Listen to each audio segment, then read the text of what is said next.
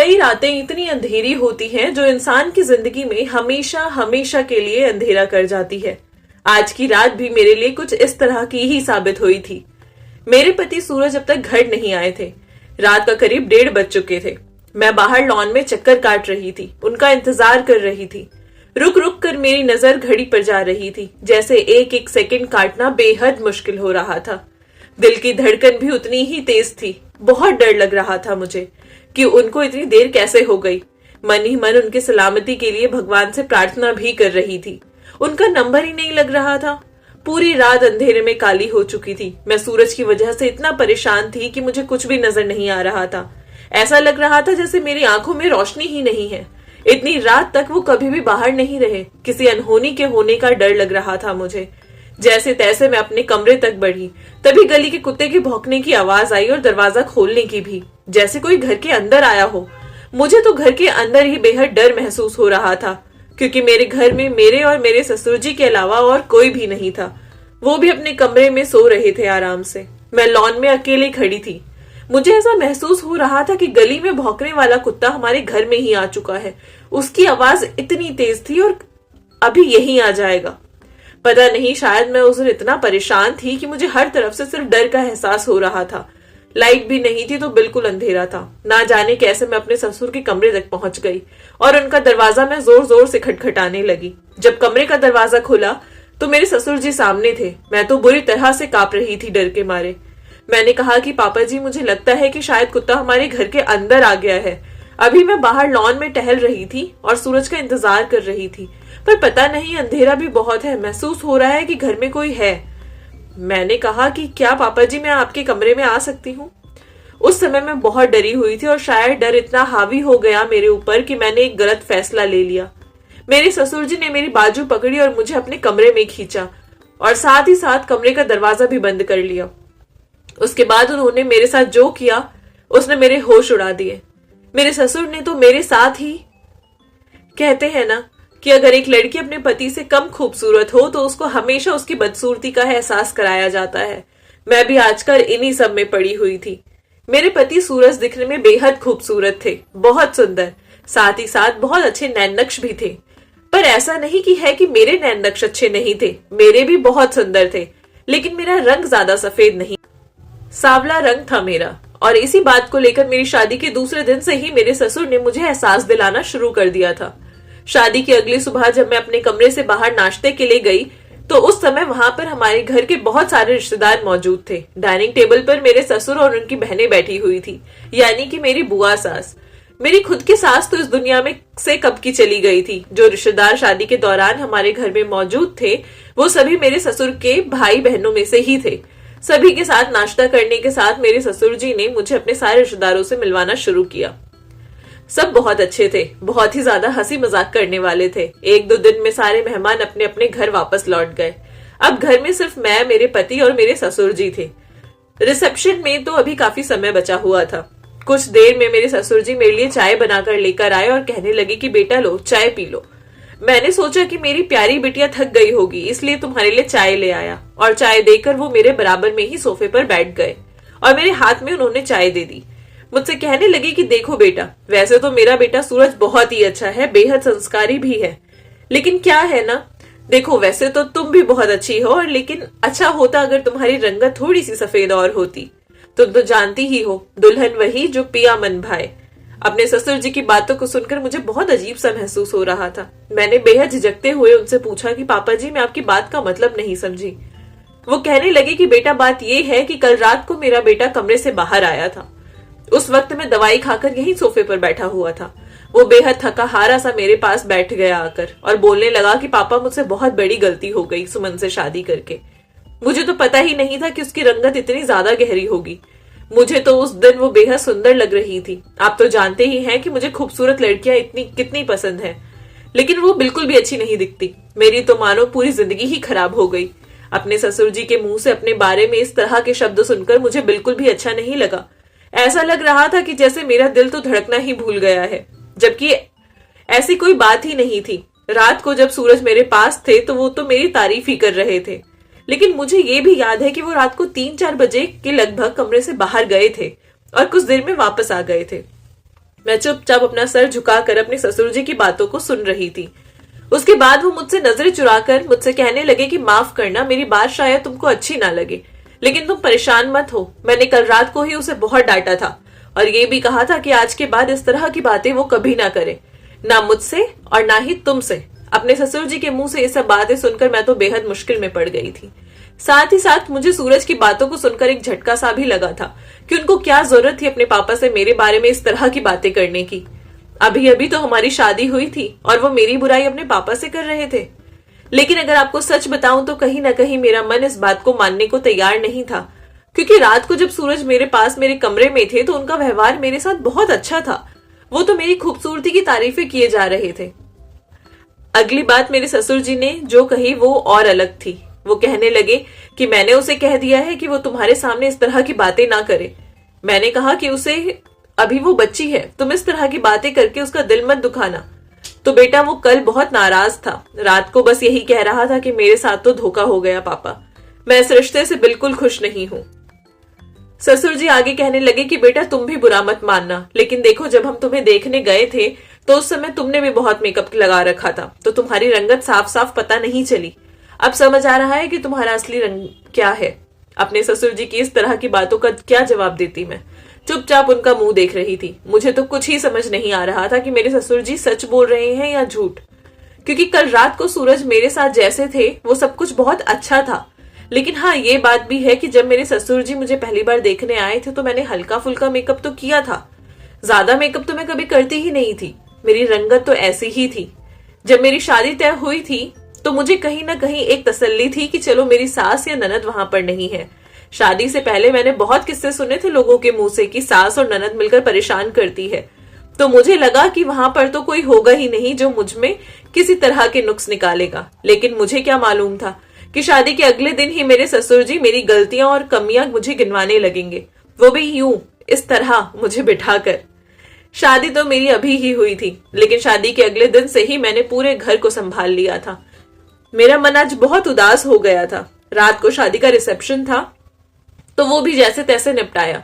शादी के अपने दूसरे दिन से ही मैंने किचन को संभाल लिया था, क्योंकि घर में कोई था ही नहीं। पति और ससुर जी थे, अब वो तो कोई काम करते नहीं, तो मैंने ही सब जिम्मेदारी अपने सर पर ले ली। मेरे ससुर जी बहुत अच्छे थे, हमेशा मजाक किया करते थे, बहुत प्यार से बात करते थे और समझाते भी थे। लेकिन वो कुछ बातें जो वो मुझे सूरज के बारे में बता रहे थे वो मुझसे बर्दाश्त नहीं हो पा रही थी। जैसे ही सूरज ऑफिस के लिए निकल जाते मेरे ससुर जी फौरन मेरे कमरे में आ जाया करते थे। उस समय मैं ज्यादातर अपने कमरे की बिखरी हुई चीजों को समेट रही होती थी। मेरे ससुर जी घर के कामों में मेरी मदद भी करते थे और कहते थे कि तुम फटाफट खाना बना लो, उसके बाद हम दोनों बैठकर बहुत सी बातें करेंगे। उनका व्यवहार इतना मजाकिया था कि कई बार जब मेरा मन नहीं होता था तभी भी मैं उनके साथ बैठकर बातें करती थी, अपनी थकान और अपनी नींद को भूलकर, क्योंकि वो इतने प्यार से बात करते थे कि उनको ना कहा ही नहीं जाता था। कैसे बोलती उन्हें मैं कि मुझे कुछ देर आराम करना है। कुछ चीज मुझे बहुत परेशान करती थी। अब इस घर में मेरे ससुर जी हमेशा मेरे आगे पीछे ही घूमते रहते थे, चाहे मैं किचन में काम कर रही हूँ, चाहे मैं अपने कमरे में हूँ, हमेशा मुझे किसी न किसी काम के लिए टोकते रहते थे कि ये काम ऐसे नहीं ऐसे करना है। अक्सर कहते थे कि ये मत बनाओ वो मत बनाओ, सूरज को ये पसंद नहीं है वो पसंद नहीं है।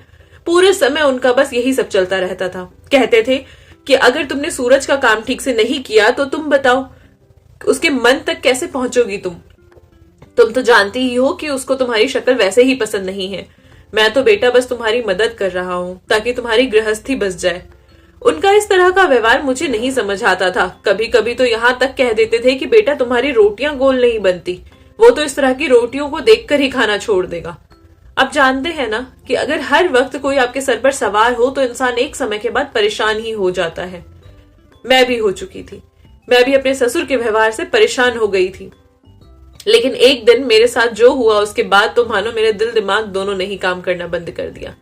आज शाम होते ही मेरे ससुर जी कहने लगे, सूरज तो तुम्हें कहीं बाहर घुमाने लेकर जाता नहीं है और ना ही कभी लेकर जाएगा। ये तो जाहिर सी बात है बेटा कि वो तुम्हें पसंद नहीं करता, लेकिन तुम परेशान मत हो। मैं समझता हूँ कि तुम्हारे भी तो कुछ अरमान होंगे जब शादी हुई होगी। तुमने भी तो बहुत कुछ सोचा होगा, बहुत सपने सजाए होंगे। अच्छा अब जाओ, जाकर तैयार हो जाओ, मैं तुम्हें कहीं घुमा के ले आता हूँ और वहां से तुमको शॉपिंग भी कर लेना। जब से तुम्हारी शादी सूरज से हुई है तुम्हें कहीं बाहर लेकर ही नहीं गया वो। पापा जी तो कहने को मेरे ससुर जी थे, लेकिन थे वो मेरी सास ही। क्योंकि चाहे मैं जितना मर्जी कोई काम कर लूं, जितनी ही कोशिश कर लूं उनको खुश करने की, पर वो मेरे हर किए हुए काम में कुछ ना कुछ कमी निकाल ही देते थे। और फिर ये कह देते थे कि मैं नहीं बोल रहा, सूरज को पसंद नहीं है, बस इसलिए बता रहा हूं। मैं तो बस तुम्हारी मदद करना चाहता हूं बेटा। मैंने उस दिन भी उनको बाहर जाने से मना कर दिया था। मैंने कहा कि नहीं, मुझे नहीं जाना है, पर वो मुझे जबरदस्ती अपने साथ बाहर ले गए। वो कहने लगे कि चलो मैं तुम्हें बाहर से कुछ कपड़े भी दिला दूंगा। कुछ देर हम मॉल में गए तो उन्होंने मुझे कहा कि तुम्हें जो भी पसंद है तुम ले लो। मुझे वहां पर एक काले रंग का सूट बहुत पसंद आया था। मैंने ससुर जी को कहा कि ससुर जी बहुत प्यारा लग रहा है। इस पर मेरे ससुर जी बोलने लगे कि बेटा एक तो तुम पहले से ही ऐसी हो, ऊपर से तुम काले कलर का सूट लोगी तो वो तुम्हें बिल्कुल भी पसंद नहीं करेगा। और उन्होंने मुझे जबरदस्ती गुलाबी रंग का सूट दिला दिया। मुझे वो सूट बिल्कुल भी पसंद नहीं था, लेकिन अपने ससुर जी से क्या बहस करती मैं चुप हो गई। कहने लगी कि जैसे तुम्हारी रंगत है इस तरह की रंगत पर हल्के रंग के कपड़े ही सुंदर लगते हैं। अभी वो मुझसे ये सब बातें कर ही रही थी कि मैंने सामने वाली दुकान पर सूरज को एक लड़की के साथ देखा। मेरे तो मानो होश ही उड़। मेरे ससुर जी भी ये सब देख चुके थे कि सूरज के साथ एक लड़की है, वो बेहद खूबसूरत लग रही थी। मेरे ससुर जी मुझे दिखाते हुए कहने लगे कि देखा बेटा, मैंने तुम्हें कहा था ना कि सूरज को सुंदर लड़कियां ही पसंद आती हैं। शायद उसकी दोस्त होगी, देखो कितने अच्छे से हंसी मजाक कर रहा है उससे। ये सब कुछ देखकर मेरी आंखों से आंसू बहने लगे। मैंने कुछ भी नहीं लिया और मैं वहां से वापस आ गई। मेरा मन तो कर रहा था कि क्या ही कर जाऊं। मेरी शादी कितने गलत आदमी से हो गई है, जो मुझसे प्यार तो जताते थे कमरे में, लेकिन बाहर दूसरी लड़कियों के चक्कर में थे। मेरे ससुर जी मेरे कमरे में आए और मुझे चुप कराया। आगे कहने लगे कि देखो बेटा, मैं तो तुम्हें ये नहीं कहूंगा कि तुम अपना घर खराब कर लो, लेकिन मर्द तो देखो ऐसे ही होते हैं, एक आजाद पंछी की तरह। खास तौर पर अगर उन्हें एक खूबसूरत लड़की मिल जाए। देखो ना, जो वक्त सूरज को तुम्हें देना चाहिए था, तुम्हें साथ लेकर बाहर घूमने जाना चाहिए था, वो किसी और लड़की को दे रहा था। उस खूबसूरत लड़की के साथ वो बाहर घूम रहा था। अगर तुम भी खूबसूरत होती तो आज मेरा बेटा किसी दूसरी लड़की के साथ नहीं घूम रहा होता। मैं तो अपने बेटे को पहले से ही जानता हूँ। समझ नहीं आ रहा था कि मेरे ससुर जी मुझे समझा रहे थे या भड़का रहे थे। मेरा तो मानो रो रो कर बुरा हाल हो गया था। उन्होंने मुझे इसके बाद एक गिलास पानी दिया और मेरे साथ ही आकर बैठ गए। अपने हाथों से मेरे सर पर हाथ फेरने लगे और कहने लगे कि बेटा तुम परेशान मत हो, मैं हूं ना, मैं सूरज को समझाऊंगा। लेकिन हम इस बात की गारंटी भी नहीं ले सकता कि वो समझ जाएगा, लेकिन मैं पूरी कोशिश जरूर करूंगा। मैं तो पूरे दिन सूरज की पसंद का खाना बनाती थी, उनके हिसाब से घर को सजाती संवारती थी। खुद को भी उनके रंग में ढालने की मैंने बहुत कोशिश की थी, लेकिन फिर भी उन्हें ना जाने क्यों मेरा किया हुआ कुछ नजर ही नहीं आता था। आज रात को जब सूरज घर आए तब मैं अपने कमरे में बैठी बैठी रो रही थी। मुझे देखकर कहने लगी कि क्या हो गया, तुम्हारी तबीयत ठीक है? मेरा मन तो कर रहा था कि उनको अभी बता दूं कि मुझे तुम्हारी असलियत पता चल चुकी है, लेकिन मेरे ससुर जी ने मुझे मना किया था मुझे कुछ भी बोलने से, इसलिए मैं चुप थी। ससुर जी ने मुझे समझाया था कि अगर बेटा सूरज को तुम कुछ भी बोलोगी तो तुम्हारा ही घर खराब होगा। जब उसको पता चल जाएगा कि तुम जानती हो कि वो बाहर दूसरी लड़कियों के साथ घूमता है तो वो और ज्यादा नीडर हो जाएगा। मुझे भी ससुर जी की बातें सही ही लगी थी। मैंने सूरज को कहा कि कुछ नहीं, बस सर में थोड़ा सा दर्द है। सूरज कहने लगे कि चलो तुम्हें डॉक्टर को दिखा ले आता हूँ। तुम जानती हो ना, एक तो तुम पहले से ही काली हो, ऊपर से रो रो कर तुमने अपनी हालत और ज्यादा बिगाड़ ली है। मुझे उनकी ये बात जरा भी अच्छी नहीं लगी थी। मेरे गाल पर उन्होंने हल्की सी थपकी दी और मुझे ये बात कही। आज मुझे बहुत गुस्सा आ रहा था, मैं बिल्कुल भी कंट्रोल नहीं कर पाई और मैंने उन्हें कहा कि अगर मैं आपको इतनी ही बुरी लगती हूं तो आपको मुझसे शादी नहीं करनी चाहिए थी।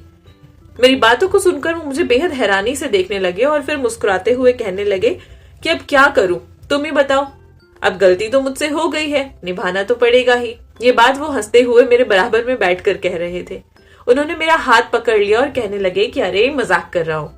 अच्छा चलो उठो, डॉक्टर के पास लेकर चलता हूं तुम्हें। लेकिन मैं जानती थी कि वो मजाक नहीं कर रहे थे। सच कहूं तो वो अपनी सच कही हुई बात को वो मजाक का सिर्फ नाम दे रहे थे। मैंने अपना हाथ उनके हाथों से खींच लिया और उन्हें कहा कि नहीं, मुझे कहीं भी नहीं जाना, मैं दवाई खाकर लेट जाऊंगी तो बिल्कुल ठीक हो जाऊंगी। और ये कहकर मैं कमरे से बाहर चली गई। लेकिन मेरा मन आज बहुत दुखी था। अगर बीवी को प्यार नहीं दे सकते और उसकी कमियों को हमेशा गिनाते रहेंगे तो उसका मन भी खट्टा हो ही जाता है। मेरा मन भी अब सूरज के लिए खाली सा होने लगा था। एक बार मेरे ससुर ने कहा कि बेटा आज हमारे परिवार में किसी की शादी है, जाओ तुम जाकर तैयार हो जाओ। आज बहुत समय बाद ऐसा कोई मौका आया था जब कहीं बाहर जाना था। मैं बहुत अच्छे से तैयार हुई, बहुत दिल लगाकर मैंने अपने आप को सजाया संवारा था। मेरी रंगत भी इतनी काली नहीं थी, सांवला रंग था मेरा। कुछ देर में जब सूरज मेरे कमरे में आए तो वो मुझे बस देखते ही रह गए।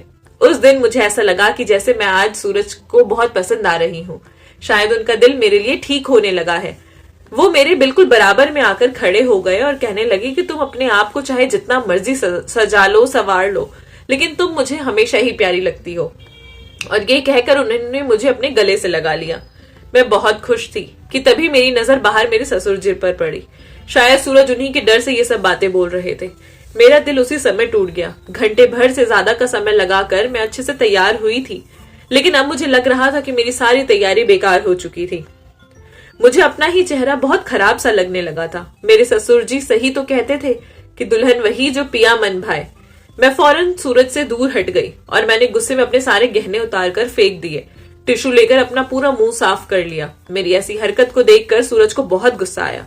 वो कहने लगे कि ये क्या हरकत है, क्या कर रही हो तुम, ये क्या हो गया है तुम्हें, क्या बचकाना हरकत है। जरा सी बात मैंने तुम्हें कही नहीं कि तुमने उसका तमाशा बना दिया। मैंने सूरज से कहा, मैं कोई तमाशा नहीं बना रही हूँ। बाहर जाकर मैं अपना मजाक नहीं उड़वाना चाहती। मैं जानती हूँ कि आप मुझसे सुंदर हैं। आपको तो वहां पर बहुत लड़कियां मिल जाएंगी जो मुझसे ज्यादा खूबसूरत होंगी, वही सब आपका दिल बहला देंगी। मेरा इतना कहना था कि सूरज ने मेरे मुंह पर एक जोरदार थप्पड़ मार दिया।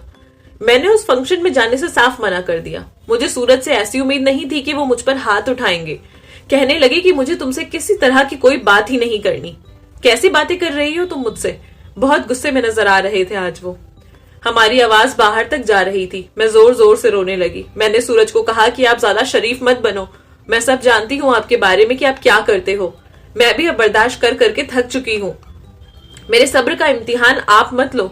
उन्होंने उसी समय मुझे बाजू से पकड़ा और झंझोड़ कर रख दिया। मैं कपकपा रही थी। मैंने उन्हें कहा कि छोड़ो मुझे। वो कहने लगे कि पहले मुझे तुम ये बताओ कि मैंने ऐसा क्या किया है जो तुम मेरे चरित्र पर उंगली उठा रही हो। ऐसे तो मैं भी तुम्हारे चरित्र पर उंगली उठा सकता हूँ, समझी। बहुत कुछ जानता हूं मैं भी तुम्हारे बारे में, लेकिन चुप हूं। इसका मतलब ये नहीं कि मुझे कुछ बोलना नहीं आता। इस तरह की बातें उनकी जबान से सुनकर मुझे तो ऐसा लगा जैसे मेरे सर पर आसमान ही गिर गया। मैंने गुस्से में सूरज को कहा कि आप छोड़ो मुझे। सूरज की आंखें बेहद लाल हो रही थी। वो कहने लगे कि मैं तुम्हें 10 मिनट दे रहा हूं, जाकर फटाफट तैयार हो जाओ। जिस तरीके से वो गुस्सा कर रहे थे मुझे उनसे ही डर लगने लगा था। तभी हमारे दरवाजे पर दस्तक हुई। उन्होंने तुरंत मेरा हाथ छोड़ दिया और कमरे का दरवाजा खोला। बाहर मेरे ससुर जी बहुत परेशान से खड़े थे। वो कमरे में आए और कहने लगे कि ये क्या हो रहा है। तुम दोनों नहीं जानते कि तुम कहाँ रहते हो। तुम दोनों की झगड़े की आवाज पूरे मोहल्ले में गूंज रही है। ससुर जी भी बहुत गुस्से में लग रहे थे। सूरज कहने लगे कि पापा आप ही समझा दो इसको। इसकी इस तरह की बदतमीजी मैं बर्दाश्त नहीं करूंगा। और वो गुस्से में कमरे के बाहर चले गए। मेरे ससुर जी मेरे पास आए और कहने लगे कि क्या हुआ बेटा, क्यों रोई जा रही हो। मैंने रोते हुए कहा कि पापा ये मुझे हर समय ताना मारते रहते हैं। इन्होंने तो जिंदगी बर्बाद करके रख दी है मेरी। अब सब कुछ कर करके मैं थक चुकी हूँ। अब मुझसे नहीं हो रहा। जिस तरह से मैं रो रही थी मेरे ससुर जी ने मेरे सर पर हाथ रखा और मुझे अपने कंधे से लगा लिया और मेरा सर सहलाने लगे। वो आगे कहने लगे कि बेटा चुप हो जाओ, मैं सब समझता हूँ और इसको भी समझा दूंगा। तुम परेशान मत हो।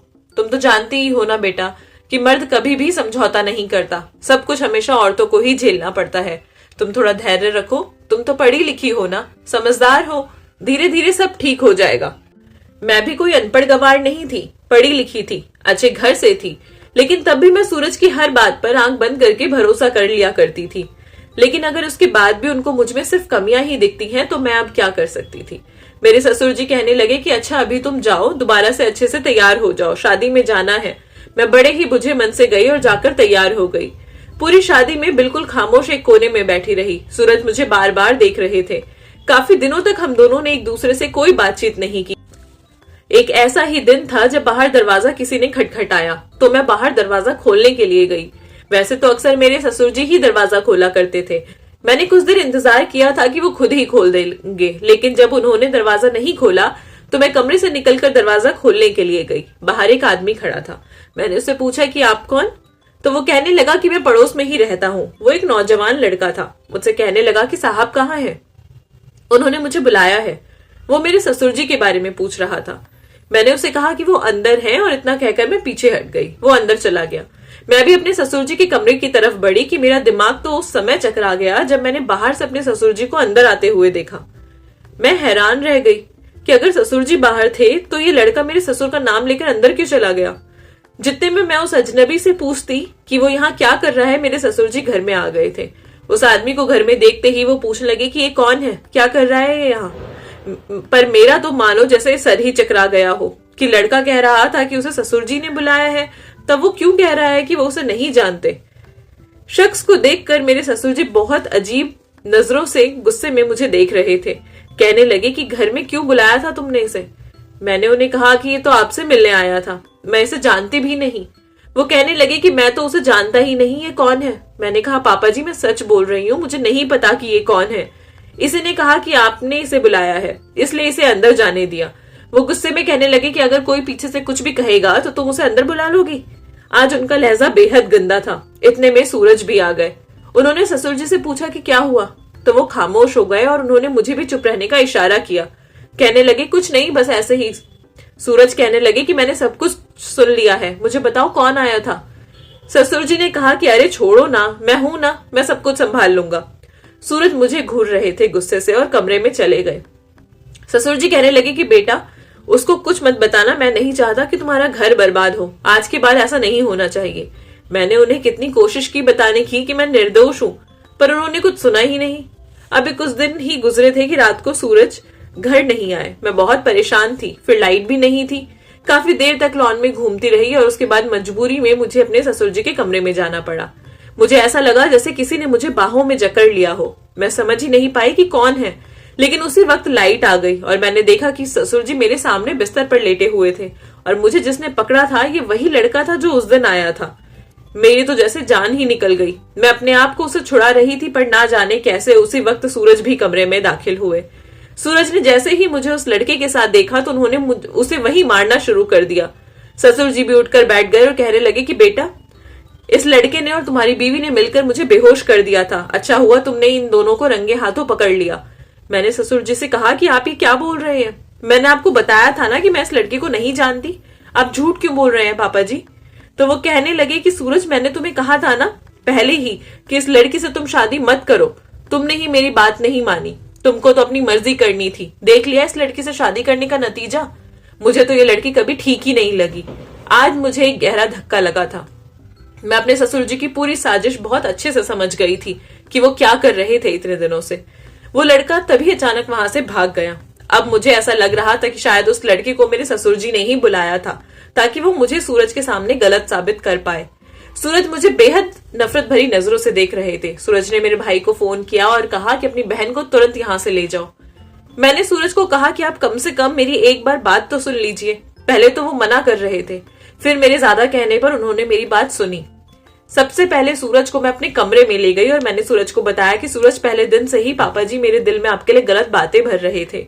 उन्होंने मुझे बहुत बार आपके बारे में खराब बातें कही, उसमें मेरा कोई कसूर नहीं था। अगर आप चाहे तो आप मुझे किसी की भी कसम खिला लीजिए, मैं उस शख्स को नहीं जानती। मुझे नहीं पता कि वो कौन था और वो यहाँ क्या कर रहा था। अभी कुछ दिन पहले भी वो लड़का घर में आया था, उसने कहा था कि पापा जी ने उसे बुलाया है और आज फिर ये सब हुआ। पापा जी अक्सर मुझे कहते थे कि आप मुझे पसंद नहीं करते, इसी वजह से मैं भी आपसे खिंची खिंची रहती थी। मैं सच बोल रही हूँ, मेरा यकीन करिए। वो गुस्से में कहने लगे कि उसकी तो तुम चिंता ही मत करो, सच तो मैं वैसे ही खुद जान लूंगा, उस लड़के को ढूंढ कर उसी से सच्चाई उगलवाऊंगा। अगर तुमने झूठ बोला हुआ तो तुरंत घर को छोड़कर चली जाना। सूरज ने उस लड़के को ढूंढ लिया था, उसको इतना मारा कि उसने खुद ही सारा सच बता दिया। उसने ही बताया कि मेरे ससुर जी ने ही उसको बुलाया था। उसके बाद सूरज मेरे ससुर जी के पास गए और उन्होंने उससे सवाल किया कि ये सब क्यों किया उन्होंने। मेरे ससुर जी कहने लगे कि वो सूरज की शादी अपने दोस्त की बेटी से करना चाहते थे, लेकिन सूरज इस बात के लिए तैयार नहीं थे। उन्होंने मुझे किसी शादी में देखा था और तब से ही उन्होंने अपने पापा से जिद की थी कि वो उस लड़की से शादी नहीं करना चाहते बल्कि मुझसे शादी करना चाहते हैं। अपने बेटे की जिद के आगे उन्होंने घुटने टेक दिए और वो रिश्ता लेकर मेरे घर आए थे। वो शुरू से ही ये चाहते थे कि सूरज मुझे किसी तरह छोड़ दे ताकि वो अपने दोस्त की बेटी से शादी कर दे। इसी वजह से उन्होंने ये सब कुछ किया था। कौन कहता है कि घर में सिर्फ सास ही ये सब कुछ कर सकती है। कभी कभी ससुर भी ऐसे निकल सकते हैं। मेरे ससुर जी ने सिर्फ अपने मन की बात को पूरा करने के लिए, या ऐसा कहूं कि सिर्फ अपनी जिद को मनवाने के लिए, अपने बेटे की जिंदगी खराब करने से पहले भी एक बार नहीं सोचा। आई होप आपको कहानी पसंद आई होगी। अगर अच्छी लगी है तो चैनल को प्लीज सब्सक्राइब कर दीजिए, लाइक कर दीजिए और अपने प्यारे से कमेंट नीचे ड्रॉप कर दीजिए। मिलूंगी आपसे नई कहानी के साथ, तब तक के लिए बाय बाय।